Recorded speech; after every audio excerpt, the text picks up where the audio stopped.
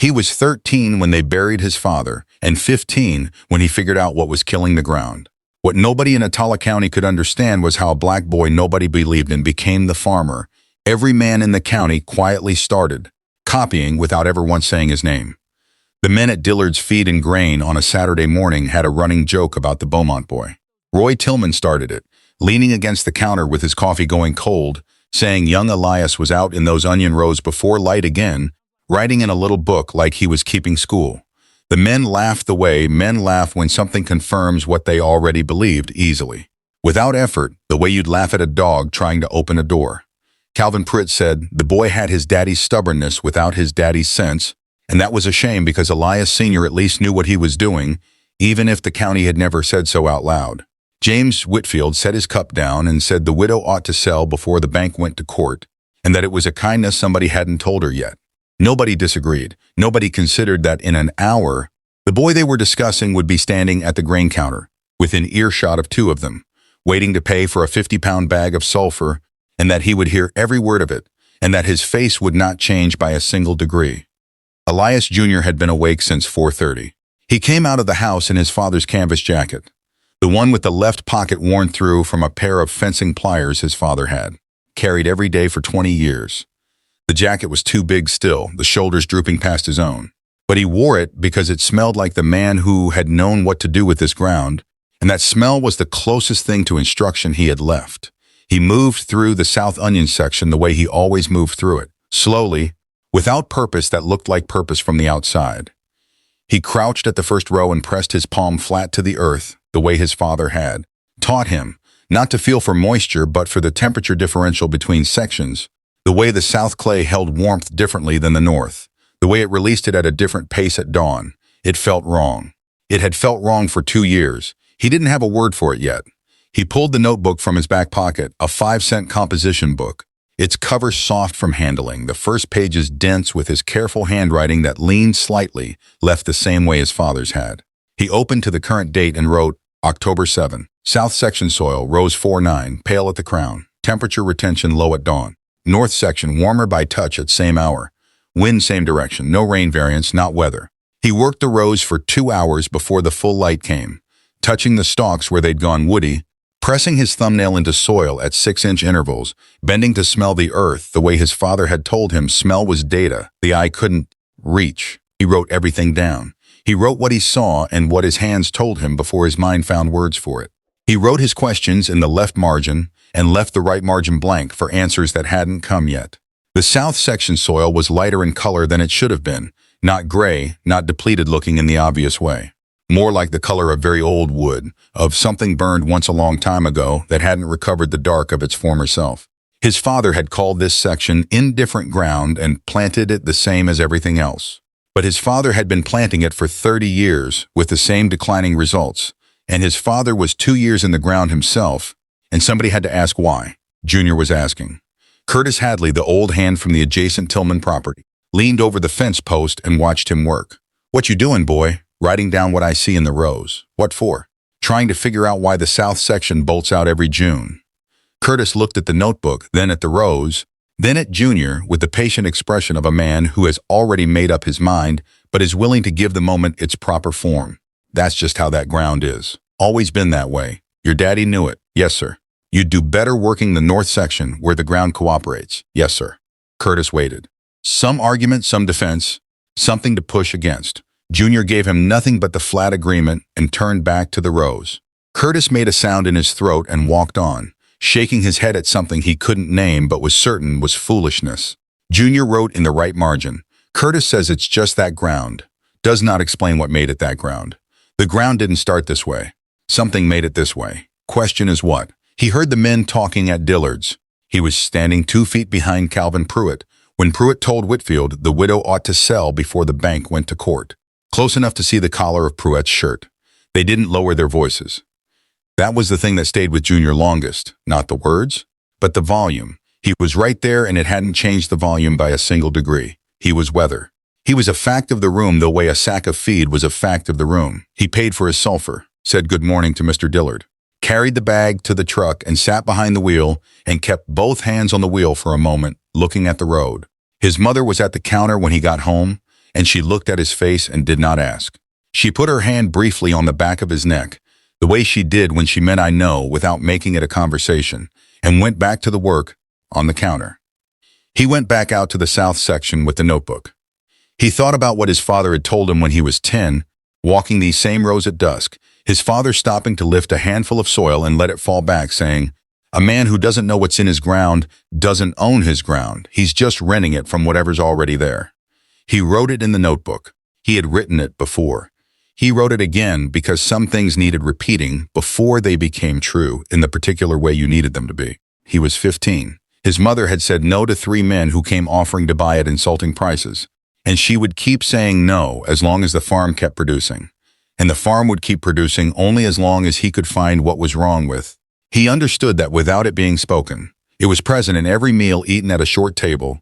In every morning she rose before light to do what needed doing. She was betting on him. The county knew it. Everyone was waiting to see if she'd made a terrible mistake. He pressed his palm to the south section soil one more time. It gave back less warmth than it should have. He wrote that down. He did not know yet what he was going to do about it, but he knew the answer was in the ground, and he intended to keep looking until it was not. He started with the USDA bulletins, 3 of them from the county extension's colored waiting room, taken home in his jacket and spread on the kitchen table under the lamp. He read with his finger on every word, lips moving on the technical ones, pencil making questions in the margins. The language was not written for a 15-year-old boy in Attala County. He knew that from the first paragraph. Not written for him was different from impossible, and he had a notebook and a problem no one else was working on, so the language would have to cooperate. On the 7th night, he found it. A paragraph about allium crops and chronic pH elevation. The description was precise. Soil exposed to alkaline material over years developed a condition of high pH that caused poor bulbing, early bolting, and rough outer skin. One specific cause, wood ash. From burning brush, from burning stumps, the ash leaching in over years, the pH rising so gradually that no single season showed catastrophic change. Only a slow accumulation of indifferent years that got blamed on the nature of the ground instead of what had been done to it. Junior sat back from the table. He thought about something his father had mentioned once, casually, the way you mention something you don't consider important. That he had cleared stumps from the south section before Junior was born. Burned them where they stood. Let the ash lie because ash was nutrients and the ground needed everything it could get. He wrote, "The ash went into the south section for years and nobody knew to wash it out. The ground didn't become wrong on its own. We made it wrong. The question now is whether we can make it right." He also wrote, "I need someone who can test this. The county will not take my word." He composed the letter over 3 nights. It went to the Agricultural Extension at Mississippi State. Addressed to the colored extension agent for Attala County, Herbert Gaines, who drove a different truck from the white agents, covered twice the territory, and kept 3 dozen colored farming families solvent through a combination of technical knowledge and institutional stubbornness. Junior had never met him. He wrote the letter like a farmer describing a documented problem, because that was what he was. He described the pH condition, the stump burning, 2 years of notebook observations, soil color, temperature, bolt clustering in the same rows every season. He included dates. He signed it with both his name and his father's. He walked it to the mailbox and put the flag up and told himself not to expect anything. A man with credentials had no reason to write back to a boy about some pale ground. He checked the mailbox every afternoon for 2 weeks. Gaines's letter arrived on a Tuesday, 2 pages. The capitals hit slightly hard on the typewriter keys. Your observations are consistent with chronic alkaline pH stress. No softening, no condescension. He confirmed the mechanism, named the correction. Elemental sulfur, worked in before planting, repeated over 2 to 3 seasons, and said he had worked with 2 other families in the county with similar histories. He ended, "Your father was a good farmer. From this letter, you are becoming one." The difference between a good farmer and a great one is usually the willingness to ask why when other men have accepted that the ground simply is what it is. Junior read that line 4 times. He didn't write it in the notebook. He folded the letter and put it in the strongbox under the floorboards next to the deed and went outside with a shovel. Gaines drove out in October with a pH test kit and the manner of a man who had converted 30 years of being underestimated into a precise and economical way of communicating authority through competence alone. He tested 6 points in the south section. The readings ranged from 7.9 to 8.4. He looked at the meter twice and wrote the numbers down carefully. "There it is," he said. Junior asked about the sulfur rate, the timing, the source. Then, should we stop adding wood ash as a calcium supplement while we're acidifying? Gaines paused. Why do you ask? If the problem is too much alkali and we're correcting with acid, adding more alkali during the correction moves us the wrong direction. Gaines wrote something on his clipboard. He said, "That is a question most grown men don't think to ask." He tore off the top sheet and handed it to Junior. Rates, timing, sourcing. 2 seasons at minimum before real improvement. If the application is consistent, the kind of improvement that changes what you get at the exchange. He started for his truck, over his shoulder. Keep writing it down. Junior told Roy Tillman what he'd found. He knew it was a mistake before he opened his mouth. He did it anyway because Tillman farmed adjacent and would see the sulfur going on, and because Junior was 15 and had just received the greatest validation of his life and could not entirely contain it. Tillman listened with the patience of a man managing his response. He said, "pH meters aren't gospel. Your daddy farmed this ground 30 years. I've farmed mine 40. That's 70 years between us watching what ground does. No reading's going to contradict 70 years. Junior said nothing. Tillman left. Junior picked up the spreader and worked the sulfur into the south section rows, starting from the worst bolting strip and moving outward. Not rushing, not performing. Both hands, nothing skipped, the way his father had taught him to do things worth doing. His mother watched from the edge of the section. She did not tell him to stop. She did not tell him he was right. She went back to the house and left him to his rows, which was the most complete form of belief she had. The first season was better, not dramatically, not kind of better that makes a story anyone would tell at the exchange. The kind that only shows up in the notebook, bolting rate in the worst strip running at half its historical rate, bulbs firmer and tighter skinned than anything the south section had produced in Junior's memory. Clifton Hadley turned over the crates and wrote 41 cents on his clipboard, the highest the south section had ever brought. Junior sat in the truck next to his mother and let out a breath he'd been holding for 2 years. Cora looked at the road ahead. Don't celebrate yet. I know. 1 good season is a data point, 2 is a trend, 3 is a method. He wrote it a 3rd time in the notebook that evening. Then he applied the 2nd round of sulfur. The summer of 1951 ran 47 days of rain beginning in late May. The creek overflowed twice. The north section flooded and drained the way bottom clay knows how to do. The south section got the peripheral edge of the overflow, not deep, not catastrophic looking. Enough to saturate the soil and accelerate the leaching process that the sulfur had been designed to manage slowly. Junior tested the south section in June, pH at 5.8, overcorrected. Acid soil now, different problems from alkaline, and he stood in the middle of the rows with the test kit in his hand and felt the particular loneliness of a problem that is entirely yours and you. Our 17 and 2 years of careful work has just been complicated by 47 days of rain. He sat on a bucket and put his face in his hands. Not long, a few minutes. Then he opened the notebook and wrote, June 14, 1951, fluting overcorrected. Sulfur worked, but only correct if managed for rainfall, which I did not model. The acid leached faster than the base did. I solved one face of the problem and called it solved. The question I was asking was too small. That was the hardest line he'd written in 4 years of notebooks. Not because of the bad reading, because it meant he had been right and wrong at the same time, and out here, that was the same as wrong. The ground didn't care how close you came. The correction required agricultural lime, carefully measured, moderate application, nothing like the overcorrection that had built the problem in the first place. He worked it in through August, row by row, test kit in his pocket, reading after reading to watch the number move back toward center. Davis Whitfield slowed his truck on the county road and called out the window. Lime goes on before spring planting, son, not August. The timing is deliberate, Junior said. pH overcorrected in the flood. I'm buffering before fall. That's not how it works, Junior said, yes, sir, and went back to the spreader. He heard the truck idle, then pull away. He kept his rows. The doubt came that night. He sat at the kitchen table with his hands too sore to hold a pencil easily and let himself think the thing he hadn't allowed out loud, that maybe they were right, that maybe a boy his age had no business betting his dead father's ground on a letter, and a hunch. That maybe Tillman and Whitfield and the men at Dillard's had seen something true that he was too young and too stubborn to see. He sat with that for a while. Then he thought about the pale soil and the pH reading from 1949 and the letter from Gaines, and he understood that the seeing was real even when the saving wasn't finished. He went to bed. He got up before light. He went back out to the rows. The South Onion section in the fall of 1953 produced the finest yellow onions the Beaumont farm had ever grown. Not the finest since before the flood.